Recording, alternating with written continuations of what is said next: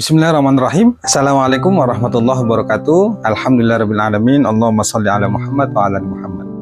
Apa kabar teman-teman semuanya? Bertemu lagi dengan saya di channel Mahkota Hati. Seperti biasa ya, saya berdoa buat teman-teman semuanya dimanapun kalian berada yang menonton video ini. Saya selalu berdoakan semoga hidupnya selalu barokah, dibahagiakan oleh Allah, rezekinya dimudahkan. Buat teman-teman saat ini yang lagi banyak hutang, lagi hidupnya lagi susah, lagi sulit rezeki, insya Allah Allah mudahkan segalanya. Yang lagi sulit utang, insya Allah Allah lunaskan. Yang lagi kebingungan, nggak bisa bayar tagihan, insya Allah Allah kasih jalan. Dan saya meyakini bahwa insya Allah pasti Allah kasih yang terbaik, asal kita yakin sama Allah. Dan yang paling penting semoga Allah ampuni semua dosa kita, insya Allah ya. Teman-teman semuanya kita saling mendoakan yang terbaik ya. Ya, jangan lupa bersyukur ya. Seperti biasa, jangan lupa bersyukur. Bersyukur itu salah satu cara agar kita menjadi orang yang berlimpah. Berkali-kali selalu saya katakan bahwa kalau Anda ingin memulai hidup supaya berubah secara ekonomi atau secara lahir batin, mulai dengan bersyukur. Tidak ada alasan bagi kita tidak bersyukur, tetap bersyukur. Alhamdulillah ya Allah hidupku berkah, alhamdulillah ya Allah hutangku lunas. Alhamdulillah ya Allah aku kaya, alhamdulillah ya Allah aku sehat. Katakan saja itu, sudah deh, jangan pikirkan apa kata orang, jangan pikirkan bagaimana nanti caranya, jangan, itu nggak urusan kita.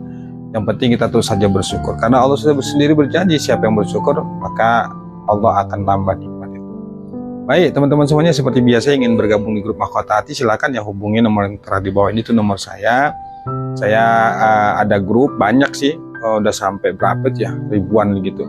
Nah, teman-teman yang ingin bergabung silakan ya. Yang teman-teman ingin sharing persoalan hutang, silakan hubungi saya, kita sharing. Boleh masuk ke grup, dan kita juga adakan kelas online yang insya Allah kelas online itu kita belajar bagaimana cara melunasi hutang itu lewat jalur langit. Yang insya Allah saya akan pandu dengan tim itu secara intens. Karena ketika orang berhutang itu kan butuh support, butuh motivasi yang kuat. Bukan hanya berfokus pada amalan. Amalan itu kan banyak, tapi ketika seseorang itu lagi rialo, misalnya ngamalin sholawat, terus besok dia ditagih hutang gitu, nggak punya uang, nggak bisa bayar, pasti dia down, ketakutan. Nah pasti di saat kondisi seperti itu butuh motivasi, butuh penyemangat. Nah insya Allah itu ada di Mahkota Hati. Insya Allah saya akan selalu kasih support, kasih penyemangat lah, supaya teman-teman itu jangan down, karena supaya mentalnya kuat. Karena ketika orang itu terjebak masalah hutang, yang perlu dikuatkan itu adalah mental. Nah setelah mental itu kuat, insya Allah dikuatkan dengan amalan, maka di sana nanti akan terbuka. Nah di kelas online begitu programnya. Kita adakan kelas online yang insya Allah kita bimbing sampai hutang teman-teman itu lunas, sampai merasakan keajaiban. Seperti saya dulu ya, saya lunas hutang itu karena dibimbing kiai saya. Nah teman-teman yang ingin mau dibimbing pelan-pelan lewat amalan, disemangatin, yuk gabung di grup Mahkota Hati, ikut programnya, ikutin programnya lah. Kelas online kita ada. Yang belum ikut kelas online juga nggak apa-apa, gabung di grup aja juga nggak masalah, pelan-pelan. Tapi kalau yang dibimbing secara intens itu pasti di grup kelas ya, di grup khusus yang dia akan terus saya support, akan terus saya cas supaya mentalnya kuat. Di samping ada amalan-amalan yang harus dikerjakan. Baik teman-teman semuanya, hari ini saya ingin kasih ini ya, kalau cara sih, tapi sebenarnya cara saya yang itu diajarkan guru saya ya, berkaitan dengan apa sih yang harus kita baca ketika selesai tahajud, atau apa sih yang harus kita amalkan ketika kita selesai lakukan sholat tahajud. Karena kan di banyak kasus ya, di banyak yang WA ke saya itu, banyak orang-orang yang ketika dia mengamalkan sesuatu itu belum lagi dia istiqomah, ketika dihadapkan satu masalah dia bertanya, Pak amalannya apa nih, saya besok ditagih utang, ada masalah yang lain Pak amalannya ini. Jadi berganti-ganti amalan saja. Ya sebenarnya nggak apa-apa, bagus sih, tapi menurut saya itu lebih bagus tuh satu amalan tapi dia konsisten ya kan, lebih bagus begitu. Nah sekarang cara saya bagaimana, apa yang saya kerjakan, apa yang saya amalkan selesai saya tahajud. Kalau saran saya dulu ya, bahkan hingga sekarang itu, ketika saya punya hajat, atau misalnya nggak hajat deh, atau dulu saya ketika lagi banyak utang itu, selesai tahajud itu yang saya minta itu bukan lunas utang. Selesai tahajud, saya nggak minta lunas utang. Nah teman-teman semuanya, saran saya, selesai tahajud jangan minta hutang lunas. Artinya ya bagus ya, artinya saya nggak melarang secara penuh, ini pengalamannya. boleh kita berdoa sama Allah itu kan bebas yang meminta apa aja. Tapi ini secara pengalaman, yang menurut saya pengalaman ini kalau diterapkan benar-benar powerful sih.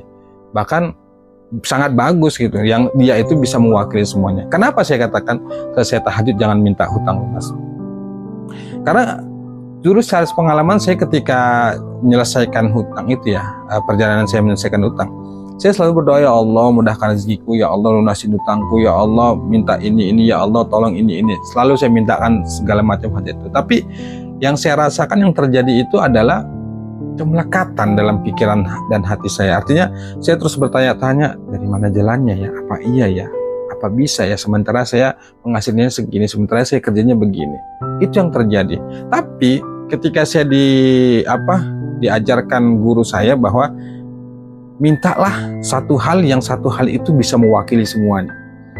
Nah sebenarnya ini sudah sering saya sampaikan ya. Apa itu permintaannya?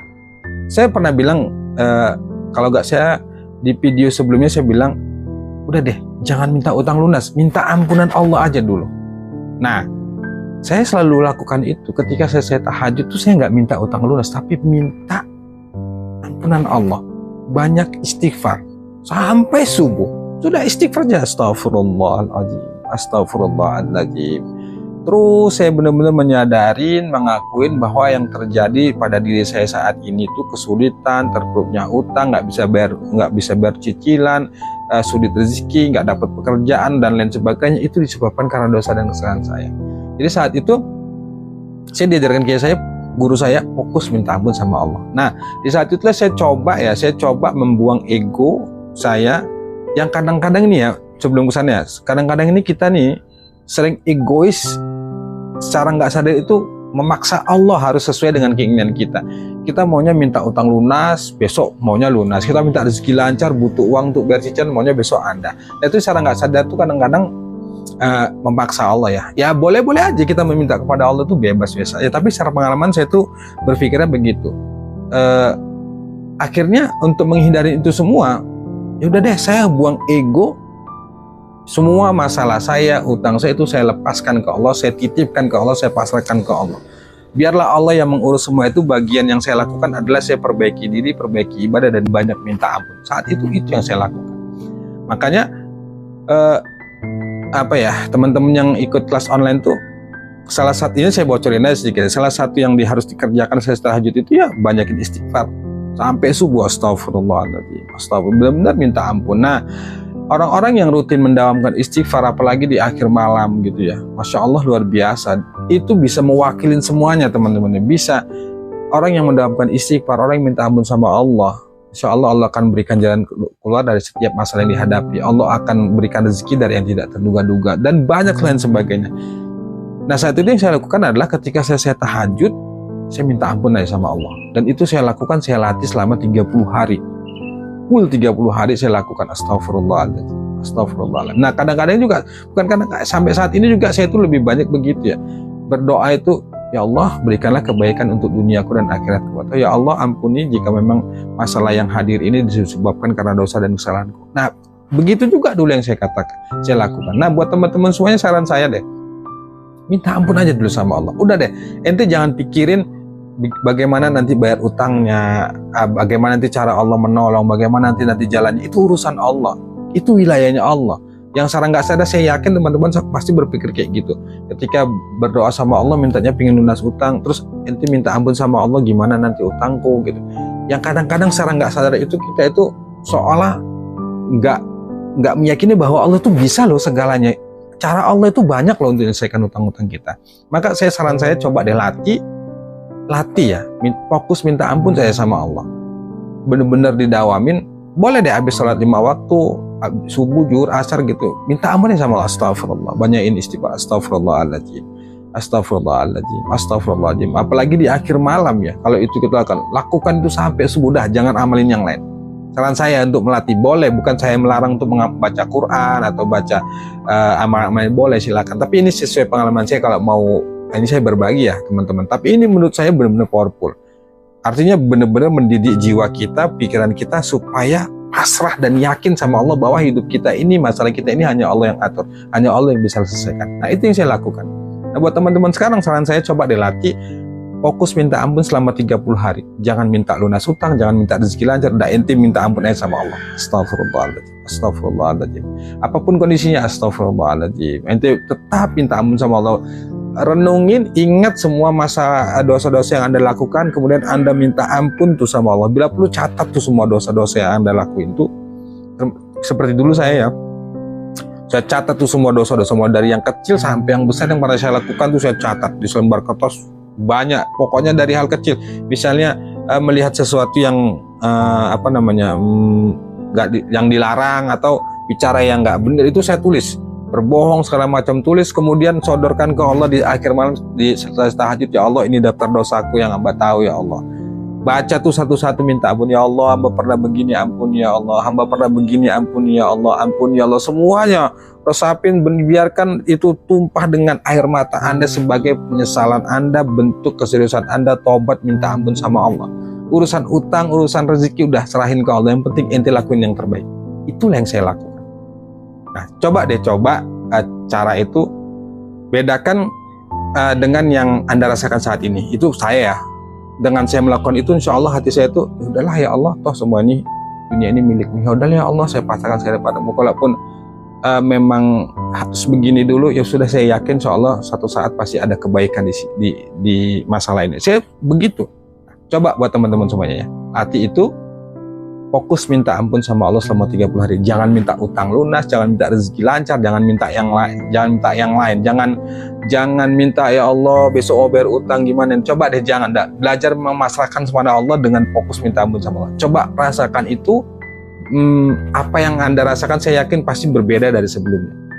Artinya yang lebih kelihatan tuh rasa pasrah kita, rasa ya sudahlah ya Allah, semuanya hamba pasrahkan kepadamu, toh dunia ini milikmu. Kira-kira begitulah yang kita rasakan. Nah, coba teman-teman semuanya, jangan minta hutang lunas selesai tahajud, tapi minta ampunan Allah. Fokus saja, banyakin istighfar.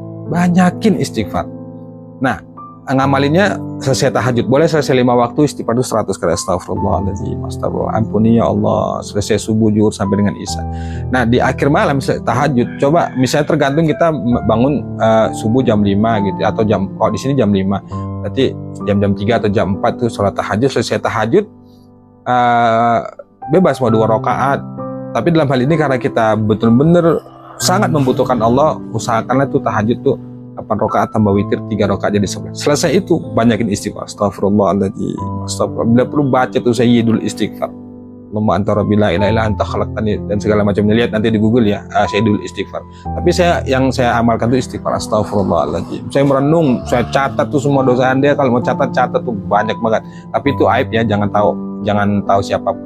Catat tuh semua dosa Anda, minta ampun, sebutin tuh dosa yang pernah Anda lakukan, jujur ente ke Allah, minta ampun sama Allah. Coba lakuin selama 30 hari. Apa yang Anda rasakan, silahkan komen nanti.